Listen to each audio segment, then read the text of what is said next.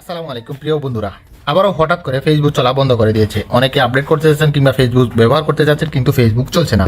তাদের উদ্দেশ্যে আজকে এই ছোট্ট ভিডিওটি কন্টিনিউ করুন। অবশ্যই ভিডিওটি শেয়ার করে সবাইকে দেখার সুযোগ করে দিন। প্রথমে আমরা যদি ইন্টারনেট চেক করি তাহলে অবশ্যই আপনারা বিষয়টি ক্লিয়ার হয়ে যাবেন। আমরা ইন্টারনেটে চলে আসছি ইউটিউবে, এখানে দেখতে পাচ্ছেন ইউটিউব কিন্তু সম্পূর্ণ চলতেছে ইজিলি, কিন্তু ফেসবুক চলছে না। তো অনেকের প্রশ্ন রয়েছে যে ইন্টারনেট কি আবারও বন্ধ করে দিয়েছে? না, প্রথমে উত্তরটা হলো গিয়ে না, ইন্টারনেট কিন্তু এখনও বন্ধ হয়নি। আমরা যদি ফেসবুকে ইন হই তাহলে কিন্তু ফেসবুকের সমস্যা দেখাচ্ছে যে ফেসবুক চলতেছে না। মূলত আবারও এই রাজনীতি যে আন্দোলনের বিষয়টি নিয়ে মাতামাতি চলতেছে ফেসবুকে, এই জন্য আবার ফেসবুকটা কিন্তু আজ সকাল 12টা থেকে অটোমেটিকলি বন্ধ করে দেওয়া হয়েছে।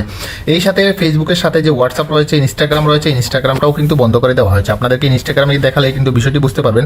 ইনস্টাগ্রামও কিন্তু অনেকে চলে না, আবার অনেকে চলতেছে। এখানে কিন্তু আমার ইনস্টাগ্রাম চলতেছে। তো অনেকের যে প্রশ্নটা ছিল সেটা হলো ফেসবুক কেন বন্ধ করে দেওয়া হয়েছে। আপনারা অনেকেই জানেন যে আন্দোলনের কারণে ইন্টারনেট বন্ধ ছিল, বিঘ্ন ঘটেছে ইন্টারনেটে। তাদের উদ্দেশ্যে আবারও কিন্তু ফেসবুক বন্ধ করে দেওয়া হয়েছে। যদি চালু হয় অবশ্যই বিষয়টি আপনাদেরকে জানানোর চেষ্টা করব। খুব শীঘ্রই আশা করা যায় ফেসবুকটি চালু হয়ে যাবে, আর যদি চালু না হয় তাহলে দীর্ঘদিন আবারও বন্ধ করে রাখা হবে আশা করা যায়।